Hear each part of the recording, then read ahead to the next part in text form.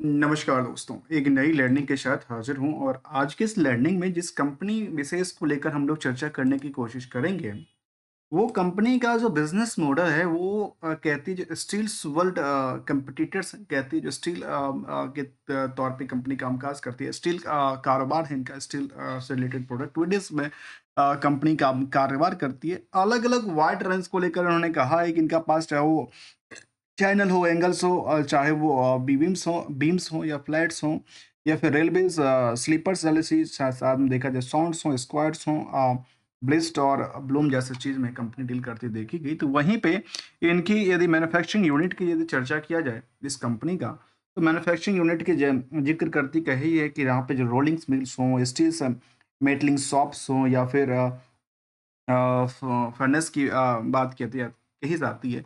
ये कंपनी को लेकर की जो अवधारणाएँ हैं उसको ज़रा समझने की कोशिश करते हैं कि इसका नाम है माया। कंपनी का नाम बड़ा यूनिक है महामाया स्टील और हमने कुछ रैंडमली कुछ कंपनी को सर्च किया तो सामने निकल के आती है। कुछ पहलू पर हम ध्यान देने की कोशिश करेंगे। फिर हम लोग मार्केट की ट्रेंड को जानने की कोशिश करेंगे। देखिए दोस्तों, ये डेली ट्रेडिंग में नहीं होता, ये पॉलिटिकल कॉल ऑप्शन के तहत इसको ट्रेडिंग किया जाता है, जिसमें कुछ चुनिंदे ही होता है, स्टेज 2 के अंदर इसको रखा गया है। यदि मार्केट की ट्रेंड को अब आंकड़ा देखेंगे तो पिछले 1 साल में इनके जो ट्रेंड रहा है, वो लगातार लास्ट 1 ईयर से लगातार ट्रेंड जो है अप ट्रेंड की तरफ इशारा करती देखी गई है।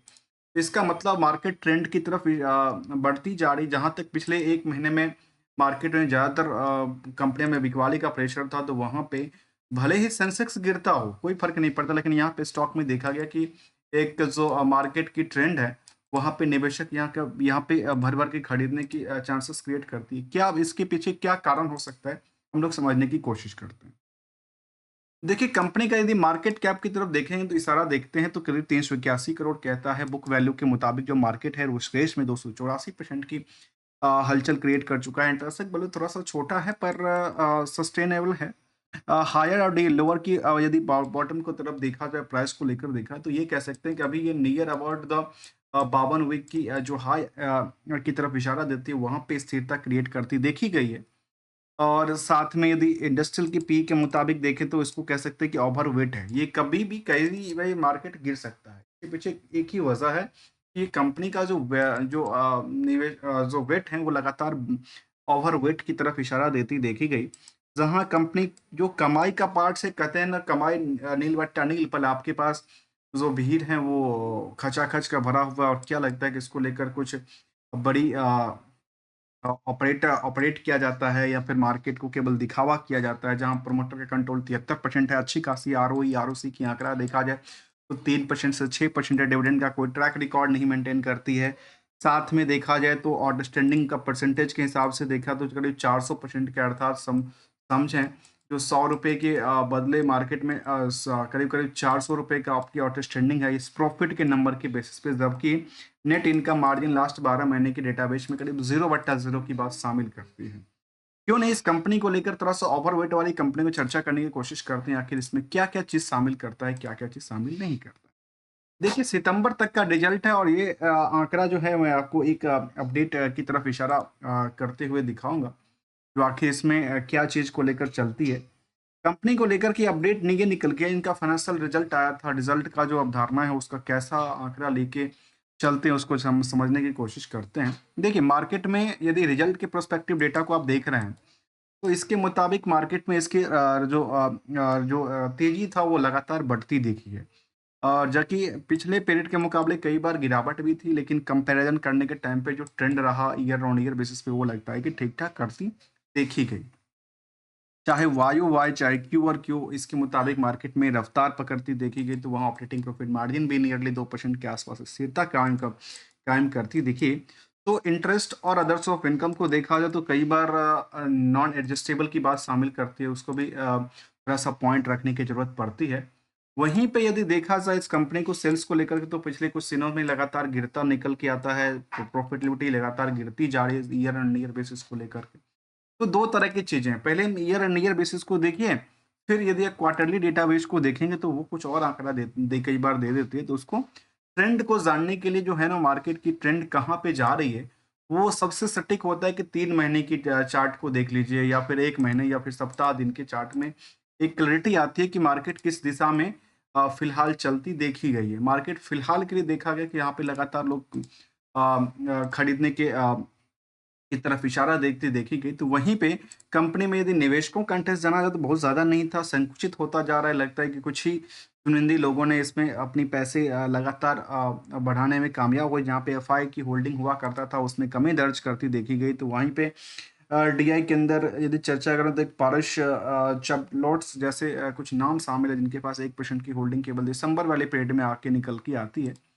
रिस्क और रिटर्न की तरफ आप आपस में यदि प्रोस्पेक्टिव डेटा को देखते हैं तो ये कहता है कि कंपनी में रिस्क फैक्टर थोड़ा-सा ज़्यादा बना है, क्योंकि कंपनी में रिस्क फैक्टर के पीछे वह वजह यह देता है कि इनका जो स्टैंडअलोन डेटा को देखें तो सेल्स भले ही इन्होंने इंक्रीज़ किया हो, लेकिन यदि कुछ पार्ट को देखा जाए तो वहाँ पे इंक्रीज़ की जो परसेंटेज है वो काफ़ी ज़्यादा नहीं रही है, बाकी कंपनियों के कंपैरिज़न में।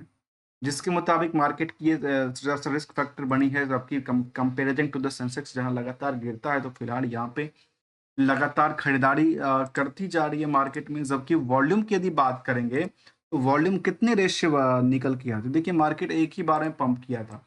यहाँ पे देखिए मार्केट एक रेंज में चल रही थी पिछले कुछ दिनों से, एक साल से।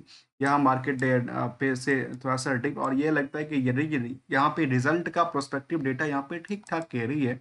तो मार्केट को यहाँ से जंप होना चाहिए था, और यदि मार्केट यहाँ से जंप करती है तो शायद ये रिजल्ट की डेटाबेस के मुताबिक सटीकता पैदा करती हो सकती है, क्योंकि कंपनी का जो रिजल्ट प्रोस्पेक्टिव डेटा है वो अच्छी खासी सेल्स कर रही है, ऑपरेटिंग प्रॉफिट बढ़ा रही है, नेट प्रॉफिट मार्जिन में भी अच्छी खासी वृद्धि की बात करती है। जहां की लास्ट 12 महीने के डेटाबेस में कंपनी का सेल्स लगातार बेटर करती देखी गई, वहां 2% के ऑपरेटिंग प्रॉफिट मार्जिन को सस्टेनता की तरफ ले गई जा रही थी।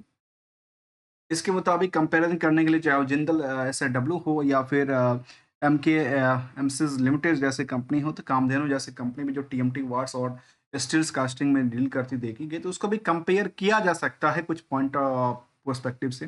पर यदि देने लेने की बात होगी तो कंपनी डिविडेंड 2010 के बाद देना बंद कर दिया हुआ। इसका क्या कौन सी ऐसे पॉइंट रहा जिसकी वजह से 2010 के बाद मार्केट में देना बंद कर दिया। अब देखिए कंपनी 2010 की बात करें तो 2010 के बाद 2013 से लेकर के इनका जो सेल्स का परसेंटेज रहा वो काफ़ी कम रहा। सोचिए 3 करोड़ प्रॉफिट कमाते तो देगी कितना? जबकि मार्केट कैप करीब 300 अभी 80 करोड़ के आसपास ट्रेड करते देखी गई। अब एक सवाल अक्सर होता है, उसको ज़रा समझिए। मैं आपको कुछ सिंपल शब्दों में समझाने की कोशिश करता हूँ। लाइव सवाल ये होता है कि सर, अक्सर क्वेश्चन होता है कि सर टारगेट कहाँ रखें और एसएल का यूज़ कहाँ पे करें। देखिए दोस्तों, सबकी अपनी अपनी खरीदारी होती है, सबकी अपनी अपनी एक्सपेक्टेशंस होती है, सबकी अपनी अपनी डिमांड है, सबकी अपनी अपनी पर्सपेक्टिव डेटा है। उसके लिहाज से कोई यहाँ भी खरीद रहा है, कोई यहाँ भी खरीद रहा है, कोई यहाँ भी बेच रहा है, क्योंकि कोई तो कोई बेच रहा है। डिमांड और सप्लाई को इंक्रीज और डिक्रीज करके फिलहाल यहाँ मार्केट में इनके डिमांड हुआ तो एक्सपेक्टेशन यदि 10%, 20%, 30% का हो तो कहते हैं हमेशा जो प्रॉफिट यदि दिखती हो तो अपनी प्रॉफिट को थोड़ा सा बुक करते रहना चाहिए। और यदि एसएल का सिचुएशन तब हो जब जो कैपिटल है लगातार नुकसानदायी क्रिएट होता जाए, कभी भी तो अपनी जो एसएल का सिचुएशन है, अपनी रिस्क फैक्टर जो है 10%, 5%, 18%, 20% जो भी है, जबकि रिस्की है तो उसके मुताबिक कामकाज करते रहना चाहिए। यही एक सिंगल सी गोल्डन रूल कहता हूँ। और हम कोई ट्रेड ना कोई ट्रेडर ना कोई एडवाइजर की बात करता हूँ, ऑनलाइन लर्निंग कंटेंट से लेके आते समझने की कोशिश करते हैं। और यदि वीडियो अच्छा लगा तो लाइक, चैनल को सब्सक्राइब करना मत भूलिएगा। Thanks for the joining us.